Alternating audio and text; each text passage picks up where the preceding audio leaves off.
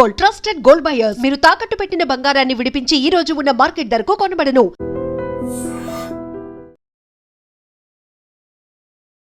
నమస్తే, welcome to I dream. నా పేరు వలి. జైల్లో వైష్ణవిని చంపినటువంటి భర్త హరిబాబు డ్రామాలు ప్లే చేస్తున్నట్టుగా సమాచారం వస్తోంది. జగిత్యాల సబ్ జైల్లో హరిబాబు ఉన్నాడు. హరిబాబు జైల్లో ఉన్నటువంటి అధికారులకు కూడా విసుగు తెప్పిస్తా ఉన్నాడు, చిరాకు తెప్పిస్తా ఉన్నాడు. ఎందుకంటే జైల్లో ఉన్నటువంటి హరిబాబు, నాకు అసలు బతకాలం లేదు, వైష్ణవిని నా చేతులతోనే నేను చంపేశాను, నేను పెద్ద పాపం చేశాను, నేరం చేశాను, నన్ను చంపేసేయండి, నాకు అసలు జీవితం మీద ఇంకా బతకాలని లేదు, నేను కూడా చచ్చిపోతా అని పోలీసులు, అక్కడ ఉన్నటువంటి జైలు అధికారులు కూడా, మీరు నన్ను చంపేసేయండి, నాకు ఉరిదీస్తారా, తీసేయండి, వెంటనే తీసేయండి, ఈ విధంగా పెద్దగా అరుస్తూ కేకలు వేస్తూ అక్కడ ఉన్నటువంటి జైలు అధికారులకు కూడా ఒక విసుగు తెప్పిస్తున్నట్టుగా సమాచారం వస్తుంది. ఎందుకంటే ఆయన పశ్చాత్తాపం పడిపోతున్నాను, నేను అనవసరంగా ఏదో క్షణికావేశంలో, కోపంలో ఆ రోజు రాత్రి ఏం చేస్తున్నానో నాకు అర్థం కాకుండా నేను ఒక పిచ్చోళ్ళలాగా బిహేవ్ చేశాను, ఒక రాక్షసులాగా మారిపోయి ఆ టైంలో అసలు నాకే తెలియలేదు, అది క్షణికావేశంలో జరిగిపోయింది, నా వైష్ణవుని నేను చంపేశాను, నేను ఎంతగా ప్రేమించి పెళ్లి చేసుకున్నటువంటి నా వైష్ణవుని ఎవరో చెప్పిన మాటలు వినేసి నేను ఈ విధంగా చేశాను, నేను పెద్ద పాపం చేశానని చెప్పి, అంటే తాను చేసినటువంటి ఆ నేరాన్ని అది పెద్ద నేరంగా అక్కడ ఉన్నటువంటి అధికారులు కూడా చెప్తూ, నేను పెద్ద పాపం చేసేసాను, నాకు తగిన శాస్తి జరగాల్సిందే, నాకు ఉరేస్తారా, ఇప్పుడే వేసేయండి, నేను చచ్చిపోతాను, నేను అసలు బతకను, నా వైష్ణవ దగ్గరికి వెళ్ళిపోతానని చెప్పి ఈ విధంగా పెద్దగా అరుస్తూ మాట్లాడుతున్నట్టుగా తెలుస్తుంది. అంటే ఇక్కడ అక్కడ ఉన్నటువంటి పోలీసులు కావచ్చు, జైలు అధికారులకి మళ్ళీ డ్రామా ప్లే చేస్తూ ఉన్నాడని చెప్పి అర్థమవుతుంది. చేసిందంతా చేసి అభం శుభం తెలియనటువంటి ఒక అమాయకురాల్ని, గర్భంతో ఉన్నటువంటి తన భార్యని కత్తితో పొడిచి చంపాడంటేనే వీడు ఎంత సైకోగాడన్నది కూడా పోలీసులకు అర్థమవుతుంది. మళ్ళీ ఇప్పుడు తనని ఎంత దారుణంగా శిక్షిస్తారు, కోర్టులు ఏం చెప్తాయని చెప్పి ఆ భయంతో ఈ విధంగా నాటకాలు ఆడుతున్నాడని చెప్పి అక్కడ పోలీసులు భావిస్తున్నటువంటి పరిస్థితి ఉంది. సో నిన్న కూడా ఆయన జైలు నుంచి ఏదో తలనొప్పిగా ఉంది, డీహైడ్రేషన్కి గురైపోయి వాంతులు విరేచనాలు అవుతున్నాయని చెప్పి జగిత్యాల ఆసుపత్రికి తీసుకెళ్లారు. ఆసుపత్రికి తీసుకొచ్చినటువంటి సందర్భంలో కూడా అక్కడ కూడా పెద్ద డ్రామా ప్లే చేశాడు. వైద్యుల ముందు, నాకు అసలు వైద్యం వద్దు, నేను అసలు ఎలాంటి ట్రీట్మెంట్ తీసుకోను, నేను చచ్చిపోవాల్సిందే, నాకు అసలు నన్ను ఎందుకు బతికిస్తున్నారు, ఎందుకు మీరు హాస్పిటల్కి తీసుకొచ్చారు, నాకు అసలు బతకాలని లేదు, నేను చచ్చిపోతాను, ఒకవేళ నేను బయటికి వెళ్ళినా వాళ్ళ అన్నలు నన్ను ఎలాగో చంపేస్తారు, కాబట్టి నేను అసలు బతకనని చెప్పి జగిత్యాల ప్రభుత్వ ఆసుపత్రిలో వైద్యులకు కూడా ఒక పెద్ద టార్చర్ గురి చేసినట్టుగా తెలుస్తోంది. ఎప్పుడైతే హాస్పిటల్కి తీసుకొచ్చిన తర్వాత వైద్యులు ఆయనకి సెలైన్ ఎక్కించారు, ఏవో ఫ్లూయిడ్స్ ఎక్కిస్తారు కదా, అది ఎక్కించారు, అదే ట్యాబ్లెట్స్ వాడమని చెప్పి ట్యాబ్లెట్స్ కొని ఇచ్చారు. నాకు ఇవేమీ వద్దు, నన్ను అసలు బతకనియద్దు, నన్ను జైల్లో పడేసేయండి, నేను జైల్లోనే చచ్చిపోతా, ఈ విధంగా డాక్టర్లతో కూడా మాట్లాడి డాక్టర్లు కూడా కొంత ఇరిటేషన్ తెప్పించినట్టుగా తెలుస్తోంది. ఆ తర్వాత వైద్యులు బలవంతంగా అతనికి చికిత్స అందించి మళ్ళీ జైలుకి పంపించినటువంటి పరిస్థితి ఉంది. జైల్లో మళ్ళీ డ్రామాలు మొదలు పెడతా ఉన్నాడు. అంటే ఇక్కడ తన శిక్షను ఏమైనా తగ్గిస్తారేమో, ఈ విధంగా పశ్చాత్తాపడితే, నా వైష్ణవిని నేను చంపేసుకున్నాను, నా చేతులారా చంపేసుకున్నాను, పెద్ద పాపం చేశాను, నేరం చేశాను అని చెప్పి ఈ విధంగా ముసలి కన్నీరు కారిస్తే, చేసిన తప్పును ఒప్పేసుకుంటే శిక్ష తగ్గిస్తారేమో అని అలాంటి ఆలోచనతో ఈ డ్రామా ఏమన్నా హరిబాబు మొదలుపెట్టాడా అన్నది కూడా ఇక్కడ క్లియర్గా అర్థం చేసుకోవాల్సినటువంటి అవసరం ఉంది. ఎప్పుడైతే ఈ డ్రామాలన్నీ కూడా బయటకు వచ్చాయో, మీడియాలో వస్తున్నాయో, వాళ్ళ అన్నలు కూడా స్పందించారండి.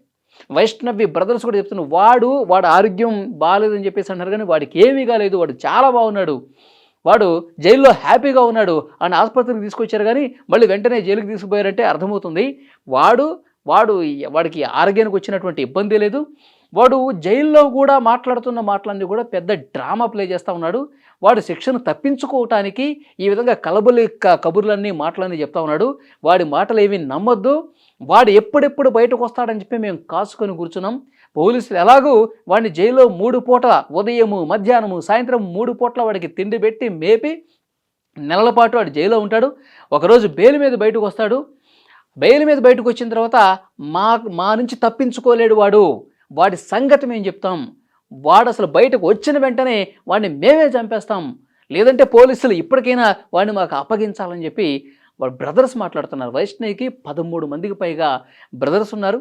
సొంత అన్న కూడా సమాధి దగ్గర పడుకొని బోరున విలపిస్తూ ఉన్నాడు. అంటే అభం శుభం తెలియనటువంటి ఒక అమాయకురాలనేటువంటి మా చెల్లిని వాడికి ఇచ్చి పెళ్లి చేస్తే వాడేదో గొప్పగా ప్రేమించాడు, వైష్ణవే కావాలనుకున్నాడు, వైష్ణవం లేకపోతే నాకు జీవితం లేదని చెప్పి పురుగుల మందు తాగి వాడు చావు బతుకుల మధ్యలో ఉంటే ఇది నిజమైన ప్రేమేమో అనుకుని వాడిని చేసుకుంటే ప్రేమ చూపిస్తున్నాడు కదా, వాడిని చేసుకుంటే ఈమె జీవితం బాగుంటుంది కదా అని చెప్పి ఆలోచించాం. కానీ వీడంత మూర్ఖంగా రాక్షసులాగా బిహేవ్ చేసి మా చెల్లిని చంపేస్తాడని చెప్పి మేము అసలు అనుకోలేదంటూ ఆ సమాధి మీదే పడుకొని నిద్రాహారాలు మానేసి అన్నలు తండ్రి ఎంతగా రోధిస్తున్నారని కూడా వీడియోలు మనం చూసాం. చాలా బాధకు గురవుతున్నారు, ఆవేదనకు గురవుతున్నటువంటి సిచ్యువేషన్ కనిపిస్తోంది.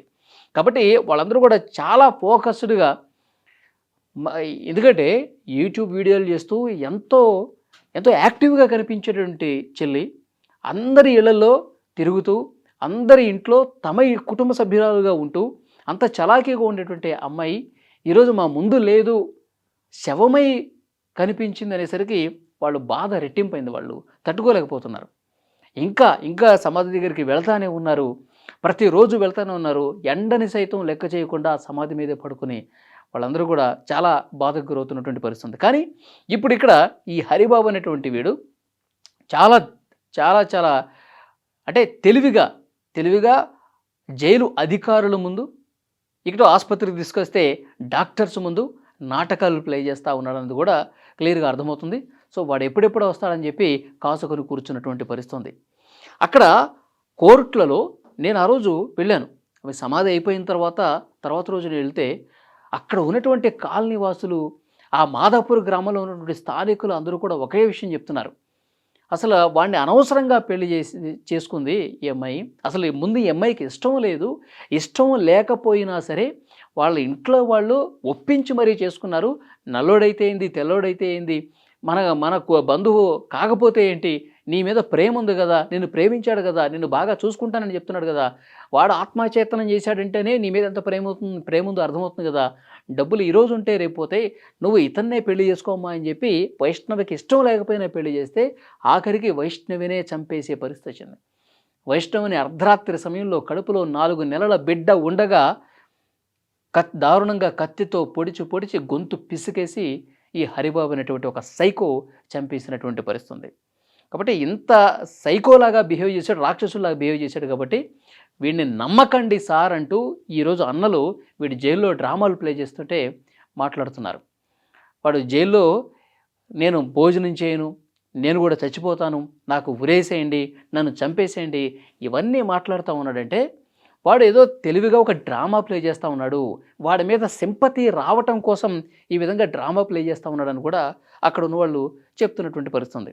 సో ఏది ఏమైనప్పటికీ కూడా కోర్టులోనే కాదు, తెలంగాణ రాష్ట్ర వ్యాప్తంగా కూడా పెద్ద ఎత్తున సంచలన కేసుగా ఇది నమోదైనటువంటి పరిస్థితి. ఎందుకంటే ఇళ్ళ రకం తెచ్చుకున్నటువంటి అల్లుడు తమ సొంత ఇంట్లోనే ఒక పక్క బెడ్రూమ్లో తల్లి తండ్రి ఉన్నటువంటి ఆ సమయంలోనే అర్ధరాత్రి సమయంలో మరో పక్క వీళ్ళ వైష్ణవితో ఉన్నటువంటి భర్త చాలా దుర్మార్గంగా కత్తితో పొడిచి చంపాడంటే ఇంకా ఎవరు కూడా జీర్ణించుకోలేకపోతున్నారు. ఇంకా కళ్ళ ముందు నుంచి పోవట్ల. ఇక వైష్ణవి మాదాపూర్ గ్రామంలో అక్కడే పుట్టింది, అక్కడే పెరిగింది, అక్కడే చదువుకుంది, అక్కడే వీడియోలు చేస్తూ స్థానికులకి సుపరిచితమైనటువంటి వైష్ణవిని ఇంకా వాళ్ళు మర్చిపోలేకపోతున్నారు. అరే మొన్ననే కదా ఇక్కడ కనిపించింది, మొన్ననే కదా ఇక్కడ వీడియో చేసింది, మొన్ననే కదా ఇక్కడ యూట్యూబర్లు కొంతమంది వచ్చి ఆమెని అభినందించారు, మొన్ననే కదా చాలామంది ఆమె దగ్గరకు వచ్చి మాట్లాడారు అని చెప్పి అక్కడ ఉన్న గ్రామ ప్రజలు ఆ కళ్ళ ముందు కనిపిస్తున్నటువంటి సీన్లను చూసి ఇప్పటికీ కూడా జీర్ణించుకోలేకపోతున్నారు. వాళ్ళు గుండె చాలా బాధకి గురవుతున్నటువంటి పరిస్థితి. అంటే ఊళ్ళో ఉన్నటువంటి జనమే ఎంత బాధకు గురవుతున్నారంటే సొంత కుటుంబ సభ్యులు ఇంకెంత బాధపడుతూ ఉంటుంటారు. అందుకే రోజులు గడిచినా సరే, 2వ రోజైనా 3వ రోజైనా 4వ రోజైనా ఇంకా ఆ సమాధి దగ్గర గుండెలు పగిలేలా రోధిస్తున్నారంటే వీడు ఎంత దుర్మార్గంగా చేశాడు, వీడు ఎంత దారుణంగా ప్రవర్తించాడు అనేది కూడా క్లియర్గా అర్థమవుతుంది. సో ఇప్పుడు మనకు అందుతున్నటువంటి సమాచారం, జైల్లో డ్రామాలు ప్లే చేస్తూ ఉన్నాడు. జైల్లో పూర్తిగా అక్కడ జైలు అధికారులను కూడా మభ్యపెట్టే విధంగా, ఒక చిరాకు తెప్పించే విధంగా పెద్దగా అరుస్తూ వైష్ణవిని నేను చంపేశాను, నాకు తగిన శాస్తి జరగాల్సిందే, నా పాపం పండింది, నేను కూడా చచ్చిపోతా, నాకు ఇంకా బతుకు లేదని చెప్పి ఏడుస్తూ పెద్దగా అరుస్తూ మాట్లాడుతూ ఉన్నాడంట. సో దీన్ని ఎంతవరకు నమ్మే పరిస్థితి ఉంది అన్నది కూడా కాలం సమాధానం చెప్తుంది. ఈ వీడియో చూస్తున్న ప్రతి ఒక్కరూ స్పందించండి.